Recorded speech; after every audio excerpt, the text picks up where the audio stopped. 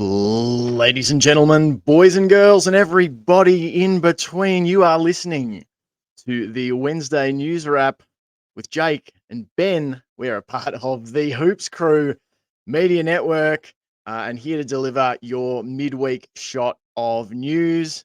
Happy Hump Day, Ben. How are you? Mate, it's great. I've got the morning off from work. I'm ready to delve into some Cats news through the week. And round one, mate, it's how many days away now? Is it 4 days away? Can't wait. We've got to get 40,000 there. Yep, absolutely. Got to do it. Got to pump up them numbers. Can't have any rookie numbers for the opening of the Selwood stand. Let's jump in. We want to start we've got we had an open training March 11th. Did you get along to that at all? Did you see anything from it? Any news? Saw a lot of kids getting Guernsey signed in 40-degree weather. Now, it wasn't that hot apparently in the morning, but it was players had to run around, as these things tend to be. It's very drill focused, not so much match play or match sim sort of stuff. But it's good for the kids, good for the families. It's great to if that's the first taste of seeing the Cats this year for a lot of kids who maybe weren't at school, could have got there. So it's good for them. But I think the real stuff is when you want to head over to Deakin University and watch them train during the summer, and you see what it's really like. That's so if you ever get along to one of them, they don't advertise that stuff, but it is very public. So check that one out next time around.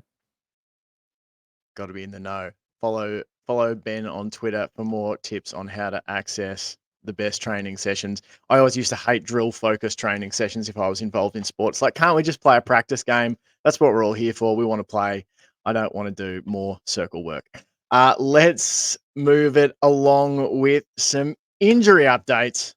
That's the siren of an ambulance, maybe, but not as bad as it was last year.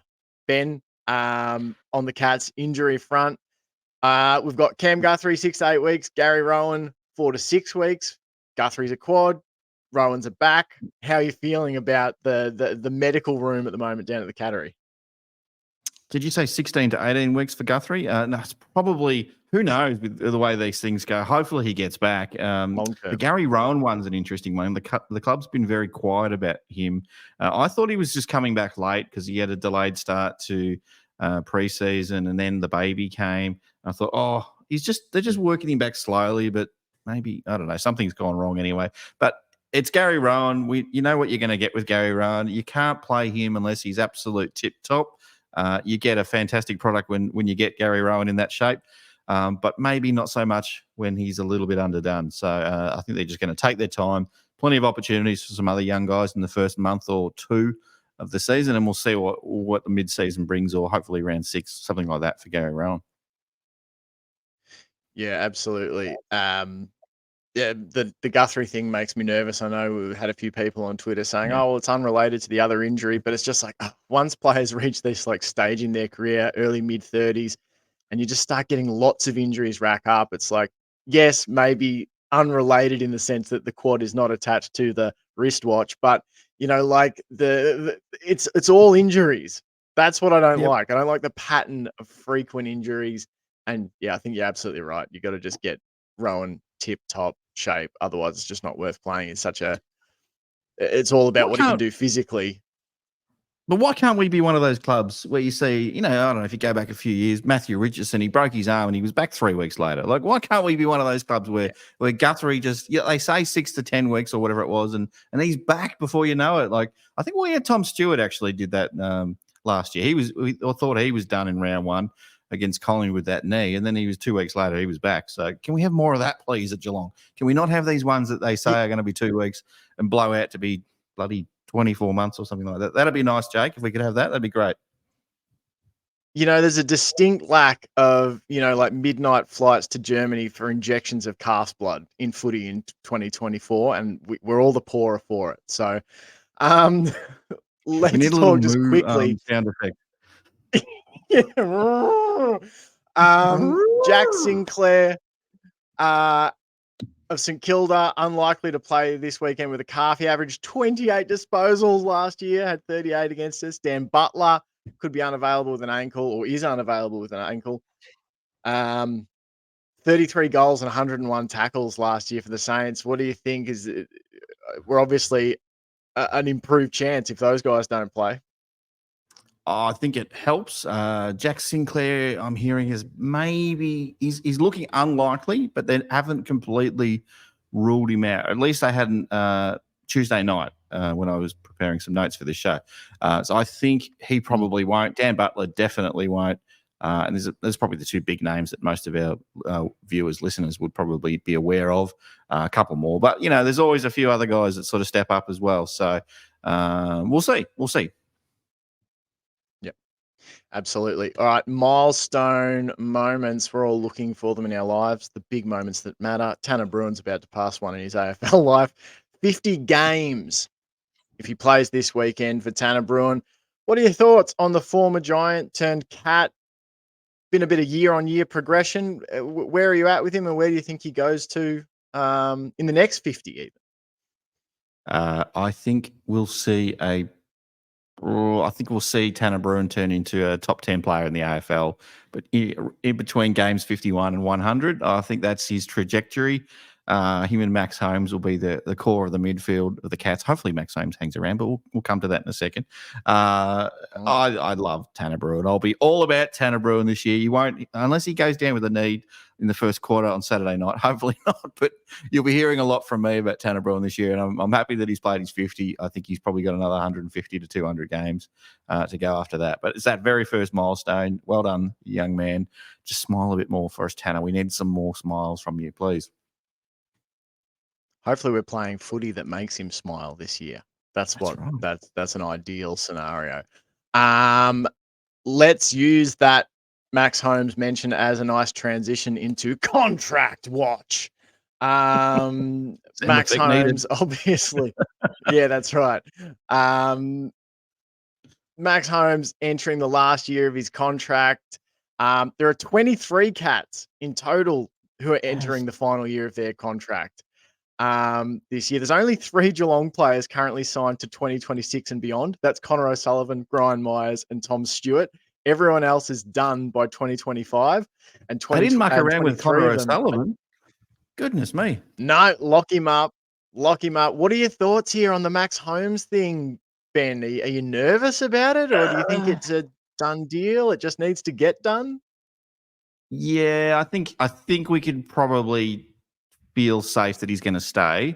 But he's giving us a few worries, a few sleepless nights. Good old Maxie.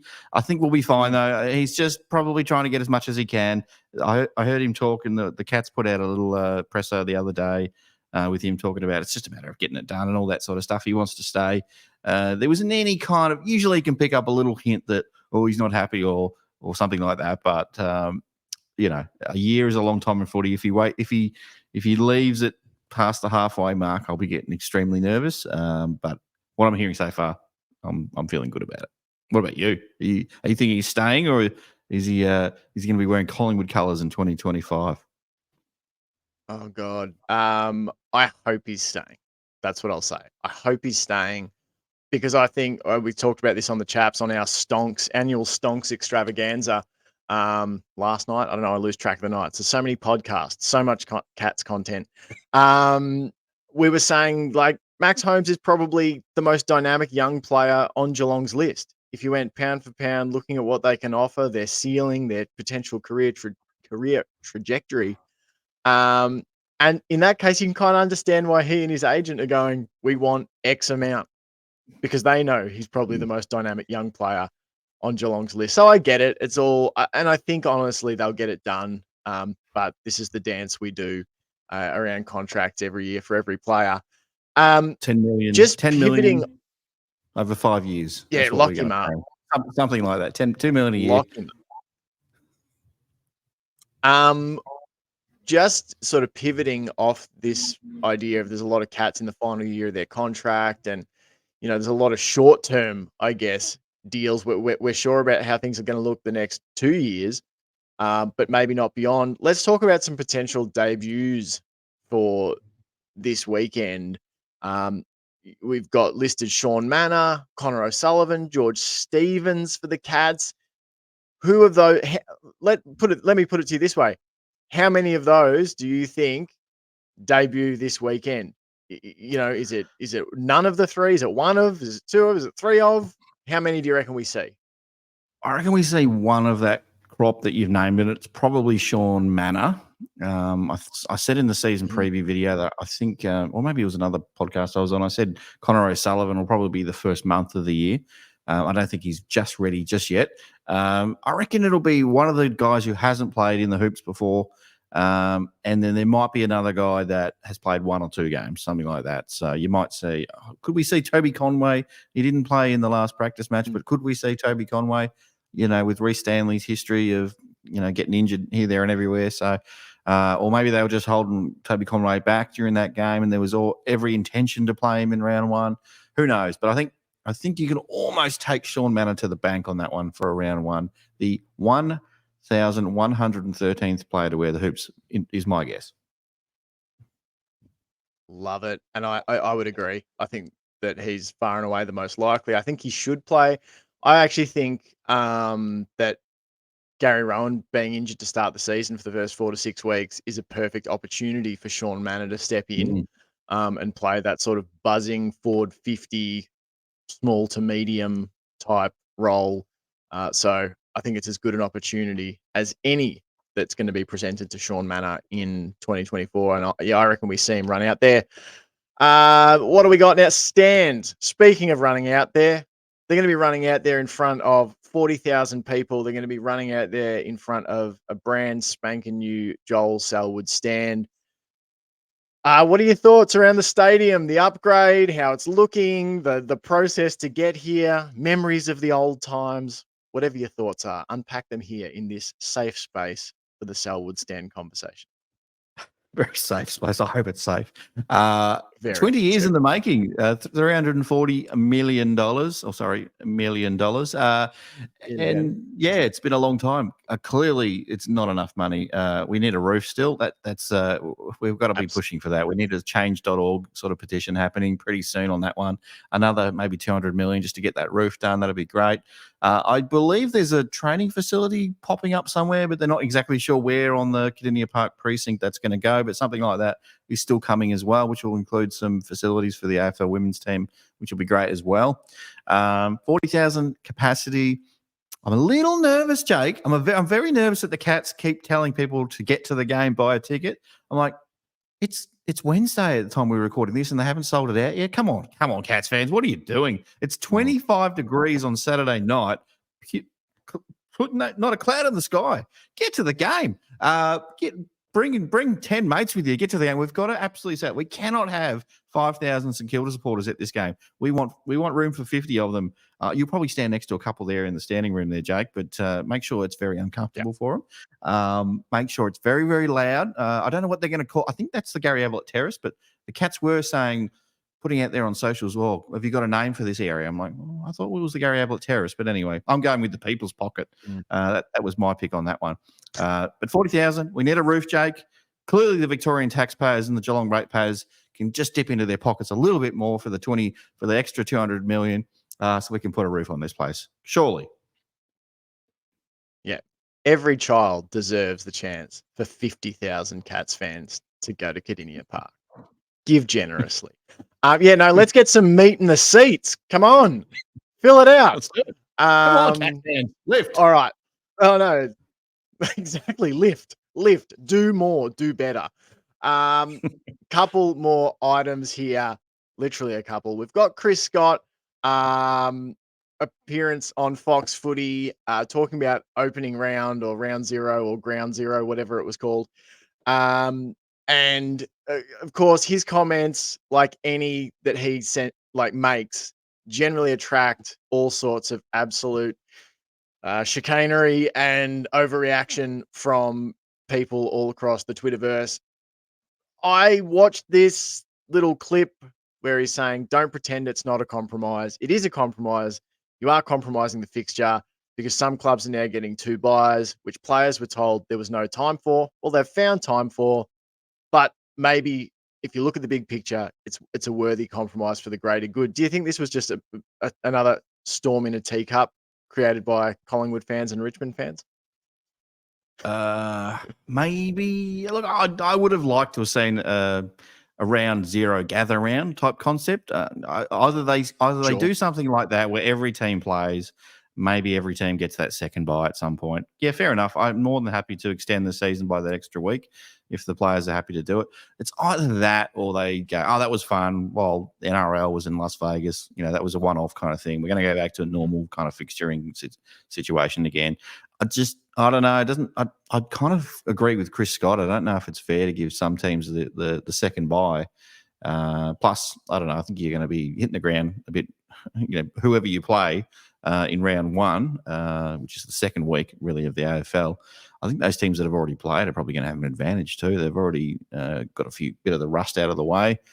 That's my read on it, but we'll see what the AFL does. So they'll have a good look at it. I guess they'll look at all the metrics and maybe do some surveys and all that. And I just think maybe there's some other ways of doing it next time around. I wouldn't object to a second gather round, as I said. Yeah, no, absolutely. And I don't know. I just think people really like to hate on Chris Scott because he makes these media appearances and he gives his honest feedback, even on competition-wide stuff. Like he'll say, yeah, I think it's compromised, or I think this is whatever. I think he makes a good point. And, I think we should have 2 byes. Personally, the way I think the season should be divided up is 24 games. You play rounds 1 to 8. Everyone has a bye. You play rounds 9 to whatever, 16, 17. Everyone has a bye. Then you play the last 8 games of the season. Everyone plays 24 games. There's 2 league-wide byes, basically every 8 weeks. You can have your pre-finals bye if you want as well, so everyone gets 3, and then we play finals. That's the way I would do it personally, because I hate this like mid-season sort of malaise we get into where it's like, 4 teams are not playing this week, 7 teams are not playing. Like, just get it out of the way. Have a weekend with no footy, or have a weekend where you highlight state leagues or something. I don't know. Or have a bye in the AFL probably not men's and then round 1 in the AFLW when the men are having a bye or something like that. That'd be nice. Maybe round 17 or whenever the AFLW season starts. Just all the men are having a bye. We launch the AFLW season. That's the only footy in town on that weekend. Yep.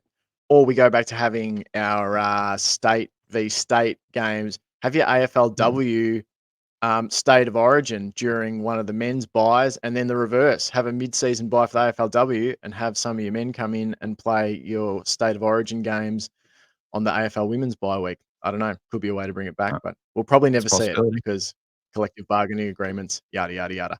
All right, let's get into the last piece of news. This is a little bit of self-service here because this is a topic I wanted to rant on. Kate Kenny for Geelong's latest AFLW Irish signing starred a few nights ago for DCU over UCC in the O'Connor Cup final. It's the second year that DCU have won the O'Connor Cup, and it's the second year in a row that Kate Kenny's been a star. She kicked 1 goal 3 in her side's extra time victory in the final this year. She kicked 1 goal 10 in the winning final last year.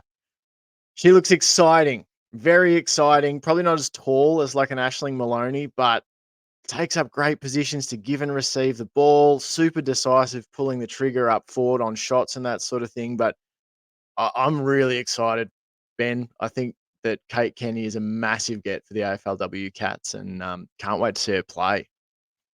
I love the fact that we've got another KK, another Kent Kingsley type. So that excites me, Jake. These little things get me up in the morning. Now another Irish person for the club. How many is that now? 7 or 8, something like that. Yeah, we just need half the coaching panel to be Irish as well. Like it's fantastic. I think they bring a lot. I am absolutely in love with Aisling Maloney. Can we have more of her, please, next year? That'll be fantastic. But Kate Kenny, can't wait to see her get out. I don't know when she arrives. But let's get the trumpets out. Let's get the fanfare. Let's meet her at the airport with the banners and all that sort of stuff, Jake. We'll do all that stuff. Absolutely. Couldn't agree more. All right. That was the Wednesday News Wrap. You've been listening to WNW with Jake and Ben. So thanks for joining us. Make sure you hit that subscribe button, whether you're listening, whether you're watching.